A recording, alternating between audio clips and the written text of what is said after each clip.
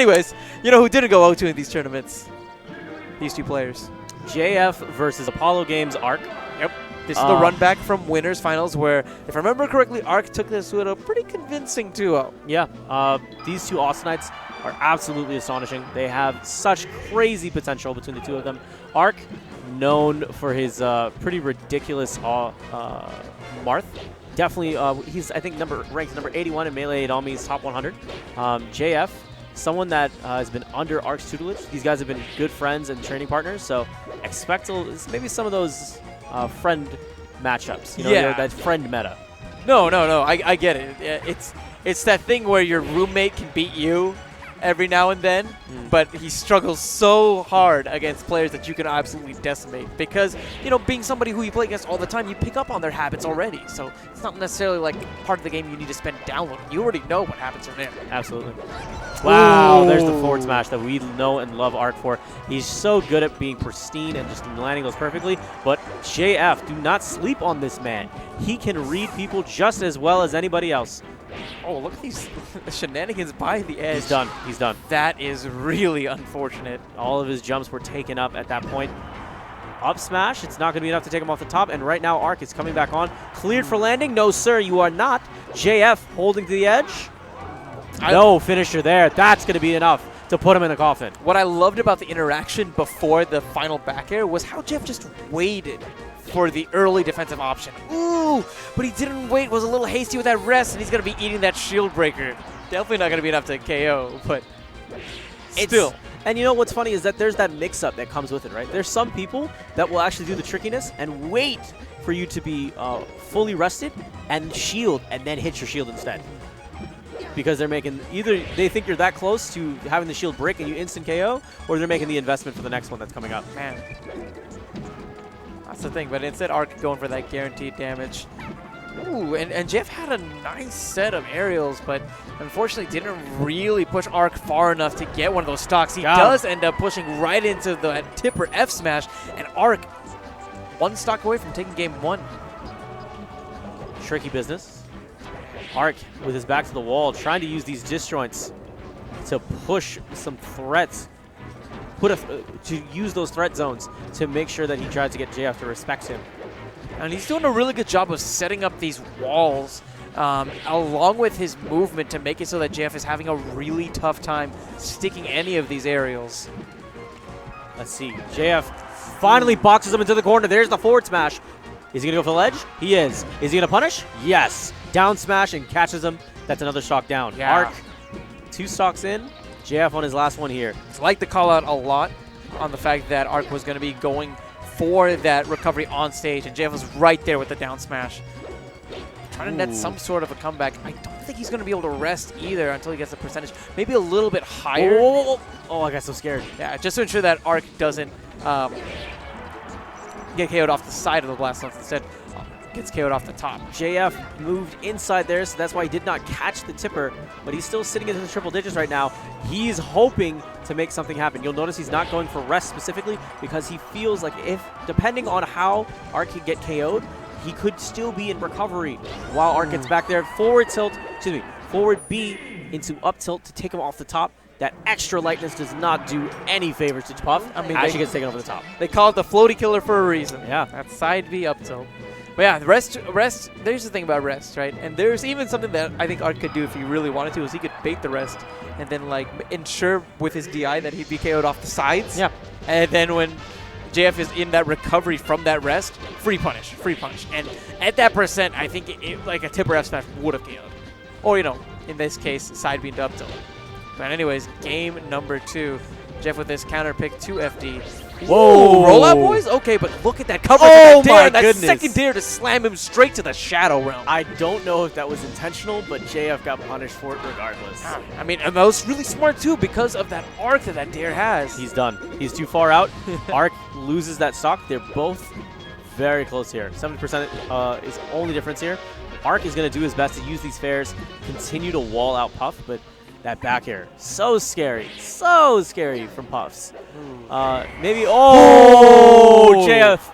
Wow, that was so good. It was a game changer. That rest was a game changer. He's right back in this with a solid lead. He wanted another one.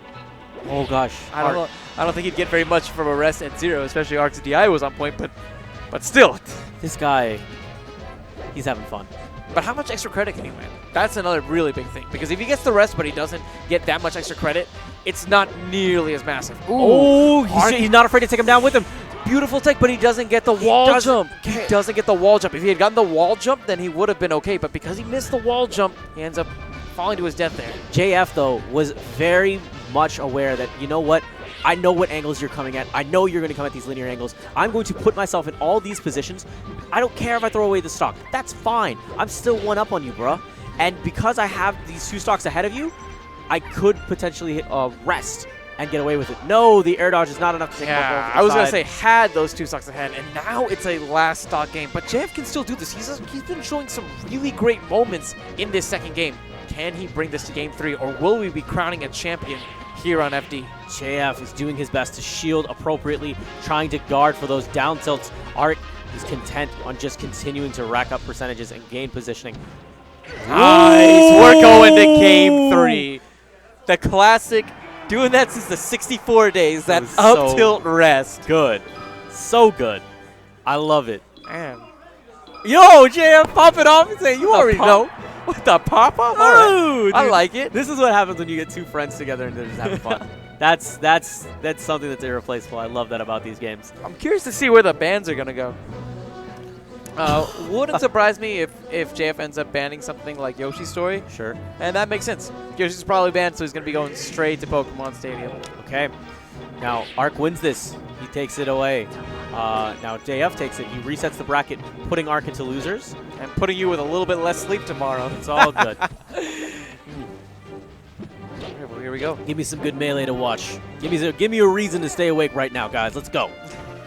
Man, look at the way that Ark is just moving. His dash dancing is so scary. Just barely outside of some of the threat zones that JF has, especially with that bear.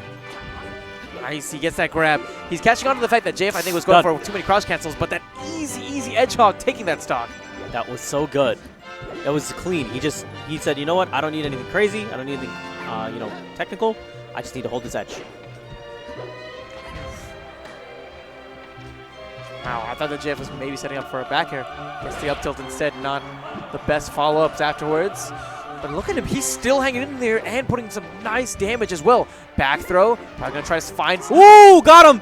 He knew the up B was coming. He dropped down on top of him and then caught him with the nair and pushed him out at the angle so that way he clipped the bottom of PS2. Wow, so smart, leaving out that nice lingering hitbox, because unlike the back air, which has a quick hitbox, right? Which has nice knockback. The fair, you sacrifice a little bit of knockback, but it lingers a bit. And that's why it's such a good tool that JF is utilizing to whenever Ark's trying to recover with that up B. JF looking to see if he can just get quick percentage. Ark slapping him with these fairs, these close fairs. He doesn't want to use those. He wants to make sure that he's being smart about how he's building up the percentage. Because if it's not gaining him positioning, it's not gaining him much.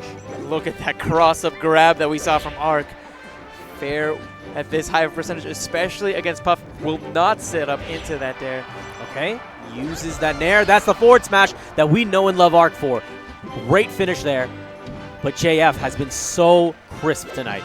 He's been having phenomenal moments.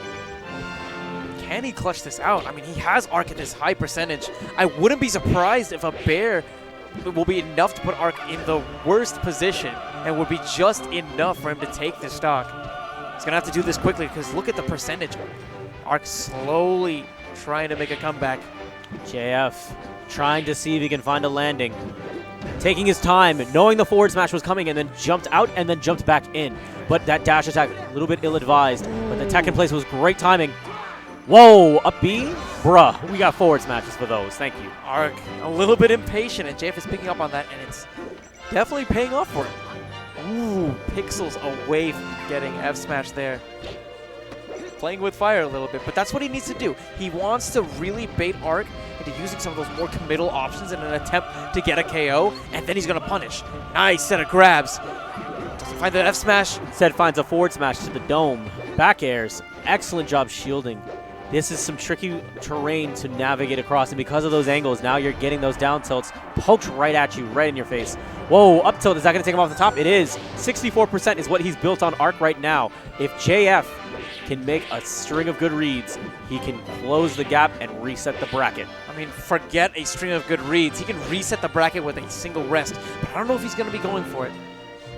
He's near center, so I guess if he was going to do it, it would be somewhere close to here. Instead, no, he's going for the more safe option, just boxing Arc towards the corner. No, follow-up. There's the back air. He's taking him across the stage. Oh, got him off the top, and JF loses that set, unfortunately, to that I got to give JF so much props. He played really well. Yeah, I think tonight might have been some of the best that we've ever seen from JF. He was so close to resetting the bracket, but Arc clutching it out with that F smash. And having fun while doing it. You can tell even at the end that these guys, good friends. Oh, yeah. Great competitors. Fantastic Austinites. Great Texans.